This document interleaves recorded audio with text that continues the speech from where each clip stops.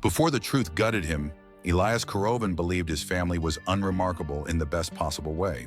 They were the kind of people who returned shopping carts, sent thank you notes, and never made scenes in public. Nothing about them stood out, not until the day Elias found the black leather notebook beneath a pile of textbooks in his son's room and realized too late that evil didn't always arrive screaming. Sometimes it wore the face of someone you kissed goodnight for 20 years. The secret. The outside world saw the Korovin family as quiet, stable, even boring. They lived in a modest two-story home on a sleepy cul-de-sac where the only real scandal involved Mrs. Lockhart's affair with the pool boy. Elias Korovin was the kind of man who measured the oil in his car weekly, who alphabetized the spice rack, and who hadn't raised his voice in 15 years. Marina, his wife, was the opposite in every way. Moody, emotional, and impulsively affectionate. She was the sort of mother who still tried to make pancakes into smiley faces, even when her son, Julian, was old enough to shave.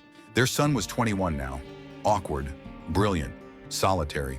There had always been something about Julian that kept people at arm's length. Teachers said he had a contemplative air, which was code for doesn't talk to anyone. His peers called him a loner, and Elias simply didn't understand him. Marina did, too well.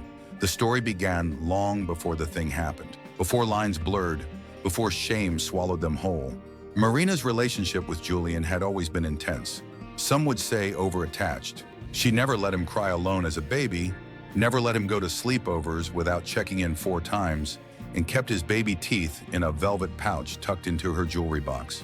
Elias noticed it sometimes, the way she would touch Julian's face longer than necessary, or call him my beautiful boy, in a voice that sounded more like longing than pride. But Elias chalked it up to motherly affection. He wasn't good at affection himself. He figured this was just her way of making up for what he couldn't give. The incident, as Marina referred to it in her head, happened 2 years ago during Julian's senior year of high school. Elias had taken a 3-week business trip to Osaka. It was winter. The house was drafty, and Julian had just broken his wrist in a bike accident. He was high on painkillers. Marina was lonely. He cried the night it happened. She cried more. "I'm sorry," she said over and over again, trembling against him. But it happened again and again. It wasn't every day. Sometimes weeks went by where nothing happened, and she convinced herself she'd imagined it. But Julian kept needing her, crying into her lap, gripping her hand too tightly, leaning in too close during their late-night conversations. And she, damaged and weak and terrified of abandonment, let him. When it finally ended, it ended silently. Julian pulled away. Marina didn't fight it. She buried the guilt in her garden, in the laundry, in the wine she started drinking at 2 p.m. Elias never knew. Not really, but now he was beginning to. It started with a simple act, cleaning Julian's old room. The boy had moved into a college dorm across town, claiming he needed distance, but Elias suspected he just wanted to be somewhere where Marina couldn't helicopter over him. She had sobbed for 2 days when he left. Elias vacuumed the rug, folded the laundry, then spotted the notebook. Black leather, worn, tucked beneath a stack of applied ethics textbooks. Elias wasn't nosy, not really, but the notebook was heavy with something wrong. He didn't know how else to describe it, so he opened it. The first few pages were benign, philosophical ramblings, sketches of faces. Then, she said no one would ever love me like she does, but it wasn't love, it was drowning. Elise sat down.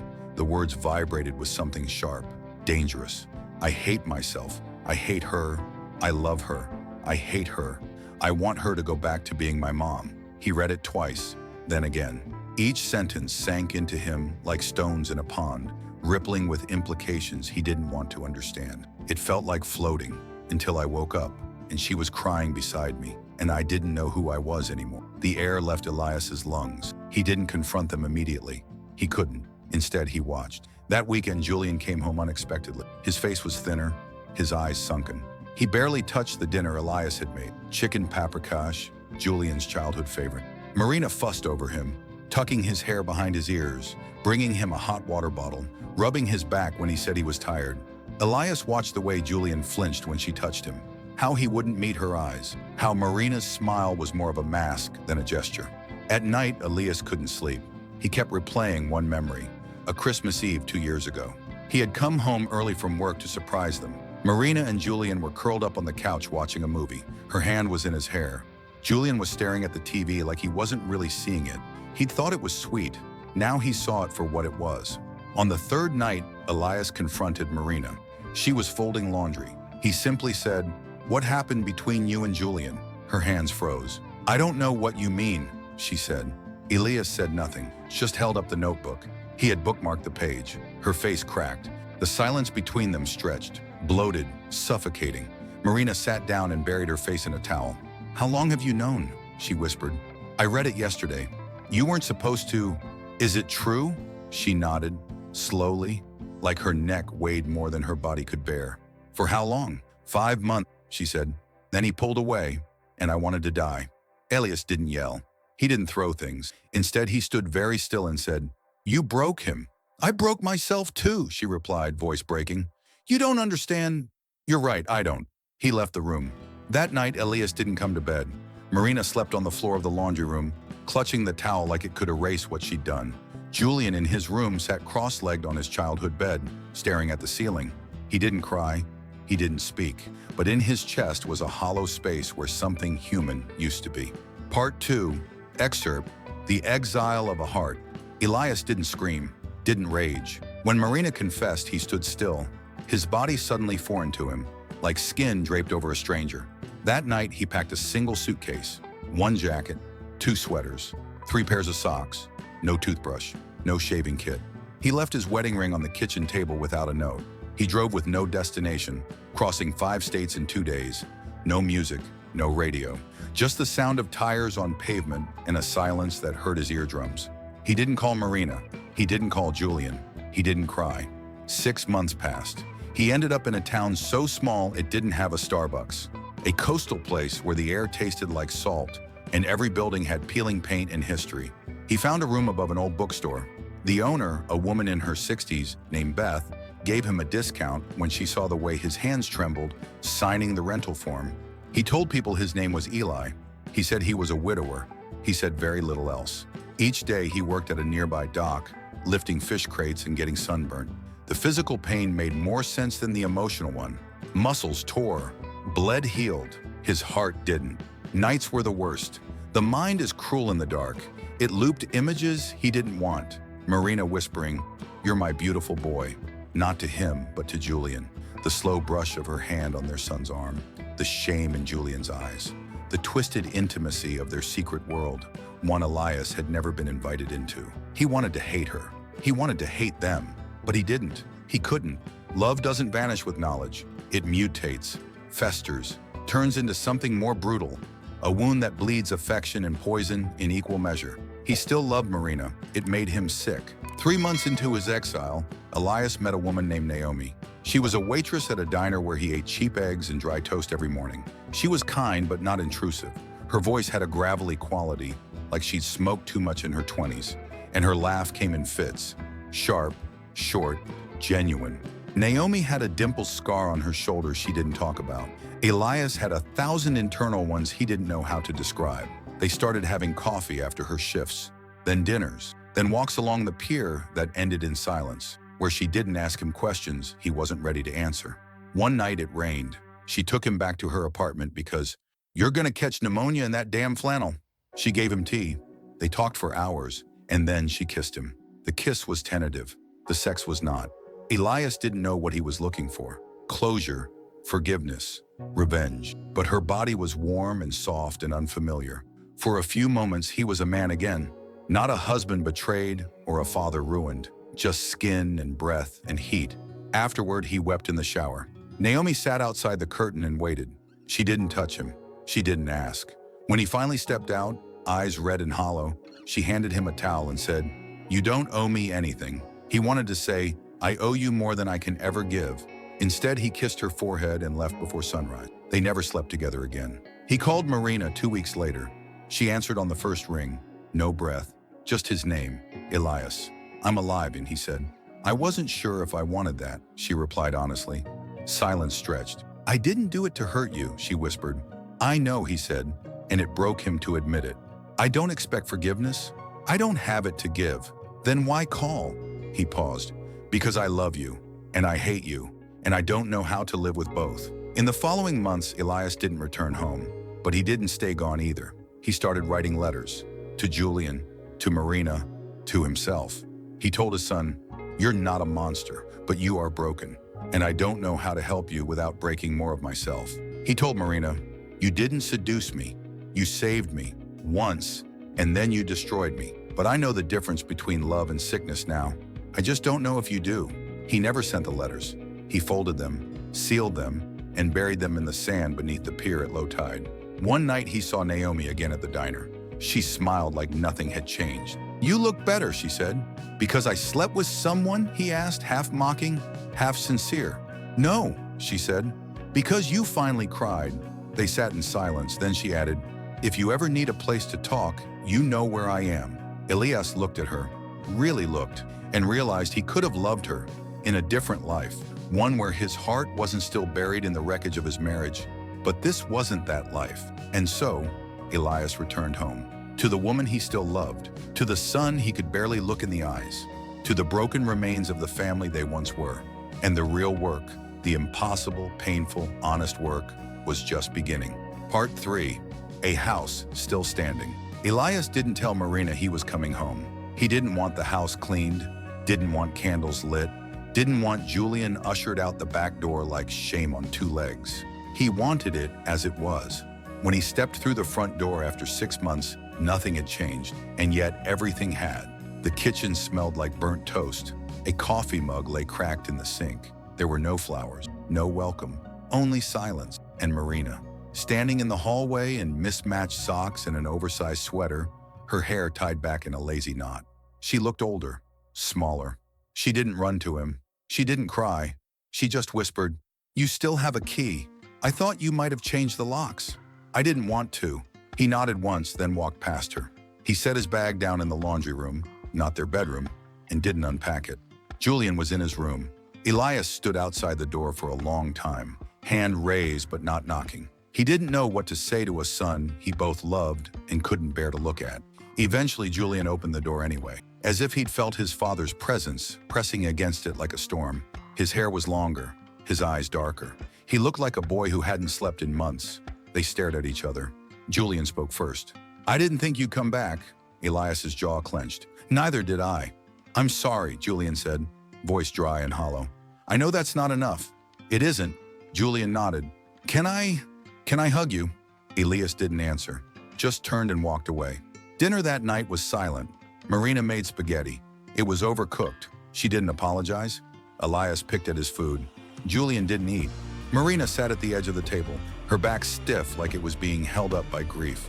After 20 minutes, Elias finally said, "We're not going to pretend. If we're going to live in this house together, we face this." Julian put down his fork. "Do you want me to move out?" Elias looked at him. "No." Julian blinked. "Why?" "Because running away doesn't fix anything." "I know, I tried." They began therapy the following week. Not together, not at first. Elias met with a grief counselor. Marina met with a trauma specialist. Julian, reluctantly, saw a psychiatrist. Eventually, they tried joint sessions. The therapist's office was a small beige room with too many tissues and not enough air. No one looked at each other. "I don't know how to be in the same room as them," Elias confessed in one session. "I walk in and I feel like I'm standing in a burning house, pretending it's just warm." "But you came back," the therapist said. Elias nodded. "That's what scares me most." He didn't sleep in their marital bed. He couldn't. Too many memories soaked into the pillows, too many ghosts in the mattress. Every creak of the headboard felt like an accusation, but Marina never asked him to return.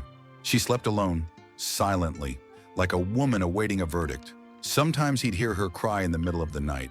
Not loud sobs, just the slow, quiet kind that seeped into the walls, the kind that felt endless.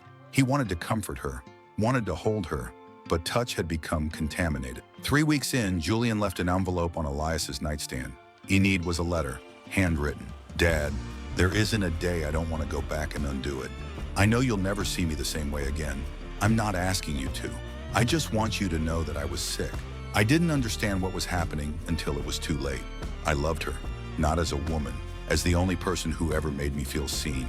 I know that doesn't make it right.